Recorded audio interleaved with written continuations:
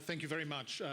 To Minister for Health and Childcare, Honourable P.D. Paranyatwa, Ambassador Sneller, Professors Katabira, Hakim, Hankins, and other distinguished colleagues. It's a pleasure to join you here this evening, slightly unexpectedly, as Professor Katabira mentioned. I am indeed not Sheila Tlou. I did try on one of her dresses and headscarves earlier today, but it was unfortunately not a good look, and I didn't think I'd be able to fool you. She was very disappointed that she, through a concatenation of events, was not able to be here and join you. But for UNAIDS, this conference indeed, and the collective endeavour of researchers joining together with policymakers, joining together with international community in a combined effort is a vital platform for us to take things forward. So that's the first bit of preamble I wanted to mention. The second bit of preamble I wanted to mention, if I could, I know that later in the session we will be discussing and paying tribute to Joop Langer and to Jacqueline. In my years at UNAIDS, I gotten to know sort of all but one, I think, of the International AIDS Society presidents in one way or another. And to take on that role, you do actually have to have sort of quite a robust ego. I actually remember vividly when at the 2002 Barcelona International AIDS Conference, when Bill Clinton was, there was a little reception for Bill Clinton, and people were still very excited about Bill. He'd only just recently stepped down as US president, and I do remember the reception and seeing a sort of a cavalcade of IAS presidents elbowing each other out of the way to be up the stairs first, to be first in line to greet Bill. Now, actually, I have to say that Joop Langer was not one of those. Because his ego and robustness was of a different sort, and I certainly remember very strong discussions he had with, for example, Peter Piot, who was also a former president of IAS, but then UNAIDS executive director, where Joop would take extremely strong and principled positions, and one of the things that he always stood for was to say absolutely clearly and unequivocally, and to really push the line that said that it was simply not acceptable for there to be one standard of treatment and care in the north and a different one in the south. And that was something which I think has been an important part of his legacy and an important part of the conviction that he had, which is indeed, of course, one of the reasons why we are here today. And frankly, it's one of the reasons why a very large number of Zimbabweans are still with us today. And so that conviction is one of the things that I will always take from Joop's efforts. But let me proceed to look at the question of the scaling up of HIV prevention and treatment across sub-Saharan Africa and some of the prospects and opportunities there. And I will unfortunately concentrate principally on Eastern and Southern Africa. So for those of you from Western Central Africa, there'll be less reference, but some. So what I want to look at is the progress so far, the case that there is for making fast track over the next 5 years, and then also some consideration of what might be the rate-limiting conditions of further progress. So first, let's look at the state of the epidemic across Eastern and Southern Africa. And, there are nearly 20 million people, 18.5 million people living with HIV, 2 million children, and 1.1 million new infections in just the year of 2013, 120,000 new infections amongst children, and 750,000 AIDS deaths. And 8.2 million people across Eastern and Southern Africa receiving antiretroviral therapy. So one of the things that we can note in relation to the region as a whole is that I think Africa as a continent has some 14% of the world's population, but actually has 25 of 35 million of the people living with HIV in the world. So we know the extent to which this is the region which has been hard hit. If we look, though, at the progress that's been made, this is the curve of reductions in HIV transmission over the period since 1990, and we can see a steady decline since the peak in the late 1990s, similar to the pattern in Zimbabwe. And the red dot there suggesting where we ought to be by this year. And I'll say a little more about where we ought to go in a moment. It's worth looking at the different countries and the rates of decline if you look across the figures between 2005 and 2013. And there are 3 countries with more than the 50% decline in just that period, 25 to 2013, Ethiopia, Malawi and Rwanda. 30 to 50% decline in then another group of countries, Botswana, Namibia, South Africa, Swaziland, Zimbabwe, Eritrea, Tanzania and Zambia. And then lesser declines, Kenya, Lesotho and Mozambique, and less than 10% decline, Angola, South Sudan and Uganda. And Uganda, of course, is in some ways, having been the country that was most celebrated for its progress in the AIDS response in the early 2000s, is now, in a sense, a signal case for paying attention to the potential rebound of the epidemic. And so that's also something that I'll come back to in a second. Let's also look at the question of, in particular, the focus on young women and girls. Because one of the things we know, one of the dynamics of the epidemic in this region, is that we know that HIV rates in younger girls, basically girls before they're sexually active, are of course very low.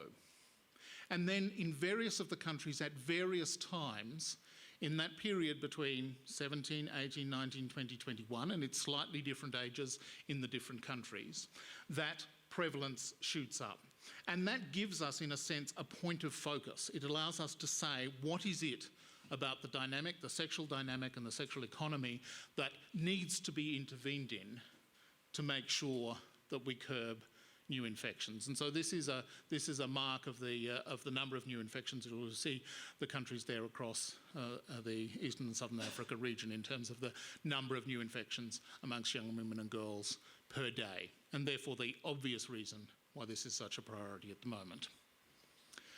If we then look at the question of the scale-up of treatment, we can see how rapid it has been since, in particular,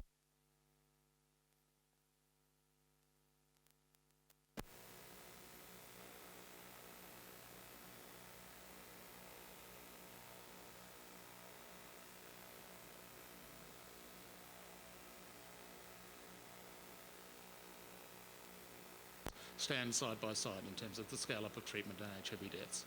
So let's look at and unpack these figures in countries across the region, because one of the things that we can note is that there is still quite a bit of variation. Now, this is when we're looking at ART coverage in relation to the total population of people living with HIV. We used to, from UNAIDS, measure coverage for ART in relation to the eligibility criteria. And that was more when we were talking when the eligibility criteria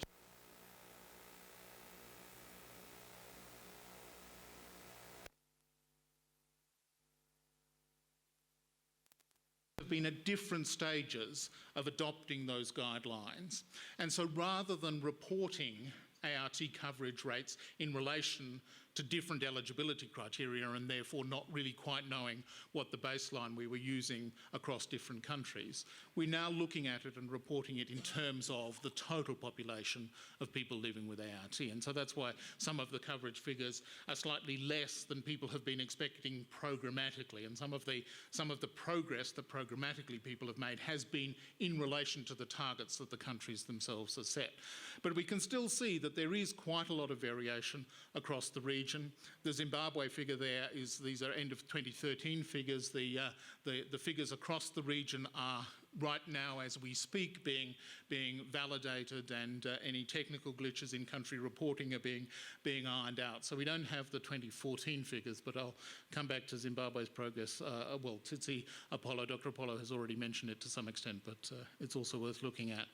Then in terms of ART coverage amongst children, we know that this is much lower than ART coverage amongst adults. And the reason for that, in a way, ART coverage amongst children we know, and as many of you know from your research, ART coverage amongst children serves as quite a good barometer of health system strength.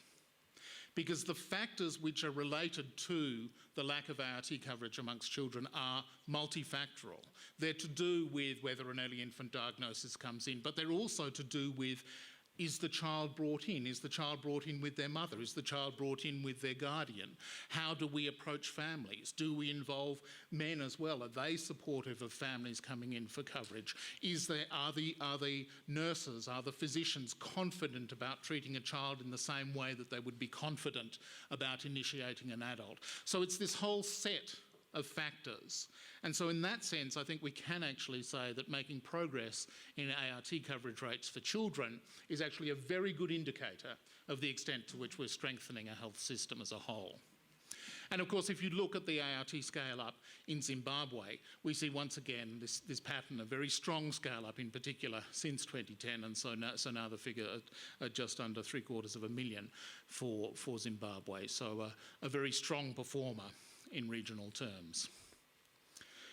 And so then just to look also at the PMTCT coverage figures, we once again have seen very strong growth, partly the impact of the global plan, and it's an interesting question as to when targets, etc., are set, when international organisations make declarations and agree on proposals, sometimes they result in concerted action. At other times, they don't really. They just become a declaration that floats around in the international diplomatic stratosphere. But in the case of the global plan to eliminate transmission from mother to child and or eliminate transmission to children and keep mothers alive, the global plan has actually been remarkably effective, and hence the acceleration that was seen in that period of the just after the end of the first decade of this century. And to some extent, the rate of progress seems to be flattening off, and that's something that I think the global plan is quite intent on looking at. And if we then unpack that once again by countries, we can see also some countries which are lagging behind somewhat, and it's not a surprise in some ways that countries like Eritrea and South Sudan, where there are still persistent and difficult problems in terms of state fragility, are the ones which have found it most difficult to make progress. So, looking overall, PMTCT coverage, program coverage at 78%. ART amongst all adults across the region, Eastern and Southern Africa region 43%, and ART amongst children at 27%. So there has been significant progress, and I've talked about some of those elements of the progress. So then the next thing I want to draw attention to is the question of fast-tracking the response.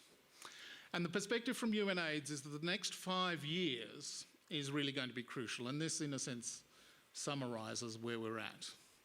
That we've bent the trajectory of the AIDS epidemic. That has been the achievement of the last, in particular, 15 years since the 2001 UN General Assembly Special Session on AIDS, when we've seen the real acceleration and the real commitment to a global AIDS response.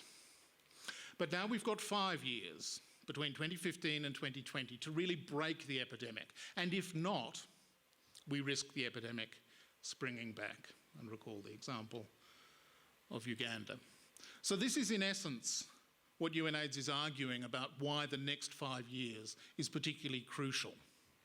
And if we look at the 3 parts of the African region, Eastern and Southern Africa, West and Central Africa, and the Middle East and North Africa, here the scales on each of these graphs are different. Of course, for East and Southern Africa, the scale is a much larger one. For West and Central Africa, rather smaller, and then for the Middle East and North Africa, smaller again. But the difference here between the red dots and the blue dots in both new infections and in AIDS-related deaths is the fundamental modelling, and this is modelling. It's, questionable in the same way that all models are questionable, but it is also the best that the modellers can come up with, to look at the difference between continuing basically the response at the level it is today. And those are the red dots. Because if we continue the response as it is today, then up to 2020 and 2030, the epidemic will continue to grow. But if we make the intensified effort over the next 5 years, then indeed we can see the trajectory being the blue dots. And, you know, there are some variations between the regions, but basically the pattern is pretty much the same. So that in both new infections and AIDS-related deaths, that's the promise of a fast-track response at the moment. So if we then look at how that translates for the East and Southern Africa in terms of prevention targets, this is to look at the lines. And what's to be observed from this graph is that the line as it is going down now will not meet those fast-track targets. It's not going down steeply enough. And if we then break down the question for the countries of Africa and the Middle East, if we break down where the new infections will be and where we can see the gains, in particular, of course, in children in relation to heterosexual transmission of HIV, and also in particular a reduction in number of sex cases attributable to sex work, also to a much lesser extent, but still an important part of the regional response, new infections amongst men who have sex with men and injecting drug users. So that's how the fast track will break down in terms of what we can potentially achieve. And so I want to finish just by thinking about what might be the rate limiting conditions. And here I want to sort of speculate a little. This is something which I want to throw out here to you as an audience, and we'll be interested in what you as an audience then think about this as the discussions go on later in this conference. But I want to suggest that there are a number of areas where we can see this is what's going to hold back the response, and a number of other areas where I don't think the response is going to be held back. So first is science, the rate limiting condition. And I want to suggest that no, it's not, hence the smiley face for science.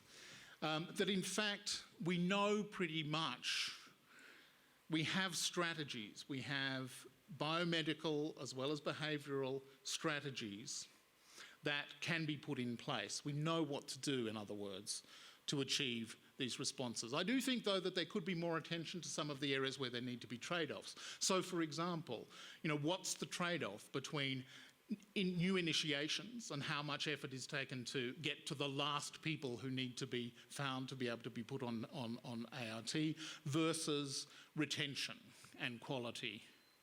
What's the balance between routine viral load and viral load on demand? Very interesting discussion this morning about precisely that sort of question and how that might be routinized into care. In terms of regimens, what's the balance to be struck between those regimens which are maximally effective and those which are maximally forgiving of less than perfect adherence? Those are the sorts of questions I think that are now on the table in terms of what are the knowledge questions that will best be used by implementers to fine-tune their program for maximum effect. I also want to suggest that, and Dr. Apollo earlier looked at the testing rates for Zimbabwe, and here I actually want to suggest that I don't think that testing programs are now also the rate-limiting condition of effective AIDS responses, including enrolment of people into treatment. I actually think that a country like Zimbabwe is testing enough people in terms of the volume of tests. I would, however, suggest that those tests are not necessarily directed to the right people, so that there's a question of yield rather than a question of volume. I want also to suggest that stigma now is not the rate-limiting condition. There are still people who are, you know, there is still a level of stigma. We have been very used to saying that our AIDS responses are being held back because of stigma. I'm sure they are being held back because of stigma, but I think we have forgotten to celebrate the advances which have been made in the reductions of stigma. And I just want to show the results from the Stigma Index that was done recently by the National Association of People Living with HIV in Zimbabwe and done in many other countries. Now, if you start at the top of this set of findings from the Stigma Index survey, which is a self-completed voluntary sample, it's not a representative sample. In some ways, you might expect it to be a very engaged community that might overstate the extent of stigma, although perhaps it's also a sample which is better educated and better connected to systems. But if you take the sort of top figure, you'd say nearly 2/3 of people have experienced one or more forms of HIV-related stigma. And so that's very, very serious, very bad, a very bad thing. But I think one of the interesting things about it is that in terms of what you might term the most odious forms of stigma, assault, being forced to terminate a pregnancy, suspended or being or prevented from attending an educational institution. Those are at the lower end of the scale in terms of the proportion of this sample that have experienced them. I actually think my experience has been in Zimbabwe that in particular for women, it is now no big deal for them to talk about their HIV status, to talk about the treatment that they're on, and that they receive and expect to receive support from friends, family, and in particular other women. And that's a good thing. That's a breakthrough in relation to stigma. And I think we've been so used to saying stigma is a barrier that we've forgotten a bit to celebrate the extent to which stigma has come down in terms of being a barrier. So that's one of the things I like to say about stigma. In political will, I would also give that a smiley face. I think that there has been enormous acceptance of the need to be ambitious in relation to responses to HIV. And here we can just do a little comparison between countries and their own antiretroviral therapy coverage targets, which they've adopted already. But this is data from more than a year ago. There are some countries which are looking below the ambitious targets, but actually most are embracing them. And Zimbabwe, once again, a case in point. The Minister for Health himself has been a champion of the 90-90-90 approach and the fast track, and has championed that in the many fora which Zimbabwe is currently leading. Actually, I think, Minister, you may well be able to wear more belts and crowns than Floyd Mayweather at the moment, in as much as Zimbabwe chairs the African Union. The President of Zimbabwe is the chairperson of the African Union this year.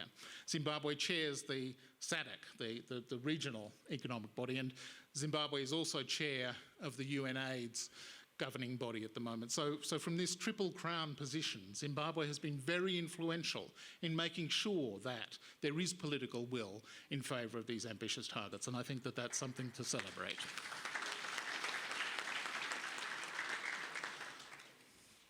Skilled personnel, I don't really have any particular data from this other than to say a very interesting survey just conducted in this past week of UNAIDS country officers, of UNAIDS country directors across the region, both in Western Central Africa and Eastern and Southern Africa, where people were asked to nominate what they thought potential problems and potential areas of progress were. And there's a very mixed picture in relation to the number of skilled personnel available. Modes of delivery, and here really I'll just mention a couple of things, but this is an area where I think we have, once again, some very promising examples, but a need for much more implementation science, really. Let me just mention a few. Community AIDS refill groups being trialled here in Zimbabwe. They've been successfully deployed in Mozambique and other countries. But with results that basically, this is where a group of people send one of their number out to collect their antiretrovirals on a monthly or weekly basis, and then that comes back to the whole group, and the group then shares them. There are savings. It's a win-win situation, classic win-win situation. Savings from the health professional side and savings from the patient side. And these are the sorts of models I think we need to increasingly implement. The policy change and innovation has also been something which has resulted in major changes. No, and for various things, rulings by the Namibian Supreme Court in relation to HIV sterilisation without informed consent, or structural interventions, global gender-based violence command centre in South Africa, a very fine and technology-based intervention, or moving from male single-sex units in mining areas to family housing, or the efforts that are being made across a number of countries in terms of age of consent and also early marriage. Also, Dr. Apollo mentioned the hotspots question. I think that we're increasingly focusing on the questions of the subtleties, the nuances of geographic distribution of HIV, and also focusing on those at higher risk, and I've mentioned young women. But finally, I do want to suggest, and hence the grim face, that finances are probably the key area where we're going to be looking at a rate-limiting condition of our ambitious targets. We know that international financing for HIV flattened off from 2009. We know that examples like Zimbabwe's of an AIDS levy, which is linked to the economic performance of the country, are very important examples of domestic financing. There recently was a Tanzanian parliamentary delegation in Zimbabwe looking at the ways in which they might in Tanzania. They have passed a bill to include an AIDS trust fund in Tanzania. So it's an example of domestic financing to pick up that gap. But I think it's a serious gap that we need to look at. So just to finish, where might we see the future going? And it seems to me that we're looking at a mass system. We're looking at a mass system of antiretrovirals, for example, where a number of elements of the system might be able to be automated with savings in terms of the amount of personnel you need and in terms of the way you deliver it. We need to shift our emphasis. I hate the phrase test and treat, but I like the phrase no one turned away. What's the opportunity cost of saying to someone, you're not eligible at 351 CD4 count, come back when you're sicker? What's the opportunity cost to a health system of turning people away when they're there? We do, I think, need to talk much more about tailored interventions in the economics of sex for both young men and women. I think we need to use all of the opportunities that pregnant women, infants and children have through maternal health, infant and early childhood entry points, and as Dr. Apollo talked about, the impact of the double dividend focus in countries like Zimbabwe. And there, I think, needs to be an active social dialogue on questions of inclusion, of morality, and, for example, in selling sex. And I think, finally, that one of the areas that is underutilised is, in fact, people living with AIDS themselves as the key body in relation to the accountability of the health system and the accountability for further progress. And I think these, as we see this emerging landscape of a full-scale, fully effective HIV response, that, it seems to me, will be the fast track to breaking the epidemic. Thank you.